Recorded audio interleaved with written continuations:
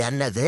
Once in a generation player இந்த டெக்கேட்டோட best T20 batsman என் தலைவன் Shubman kill இல்லாம T20 வேர்ல்ட் கப்புக்கு போறீங்களா? படுபாவி பசங்களா இப்படி பண்ணி போட்டீங்களாடா? யோ ஜிஜி மாமா, என்ன அதெல்லாம்? இங்க வாயா, உம்மா கையக்குடியா மாமா, என்னம்மா டீம் செதுக்கிருக்கியா? அப்பா மாமாவுக்கு தெரியாதா என்ன? இவனை நம்மளா இனி நமக்கு செருப்படிதானே. இனி நம்ம சேட்டன் தான் T20 வேர்ல்ட் கப்புக்கு பர்மனன்ட் ஓபனர். அவருக்கு பேக்கப்பா சையத் முஸ்தாக் அலி ட்ரோஃபி வின் பண்ண கேப்டன் இஷாந்த் கிஷன் செல்லக்குட்டி. ஒரு பயம் எதிரே பார்க்கல தலைவன் உள்ள வருவானு நடந்தா.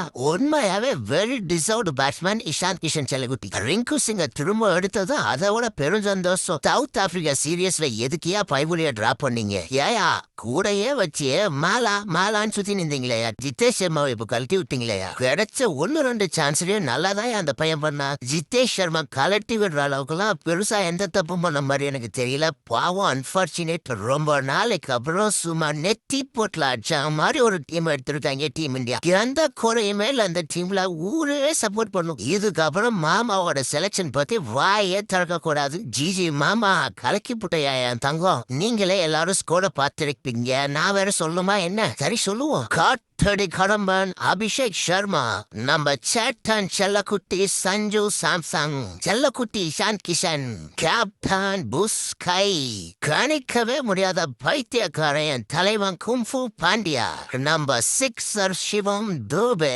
சிக்ஸரை மட்டும் தவிர்த்துருக்கலாம்ல. நியூ வைசு கேப்டன் அக்ஷர் பட்டேல், நம்ம டீமோட பழைய பினிஷர் ரிங்கு சிங், நம்ம பழைய வாசி செல்லக்குட்டி, கோல்தேவ் சைனாமேன் யாதவ், வருண் சக்கரவர்த்தி. ஐயோ கப்பு வாங்கி கொடுக்க போற ஆளை விட்டோம் பாருங்க, திலக் வர்மா, பூம் ஜஸ்பிரீத் பும்ரா, அப்புறம் நம்ம ஹர்ஷதீப் சிங்.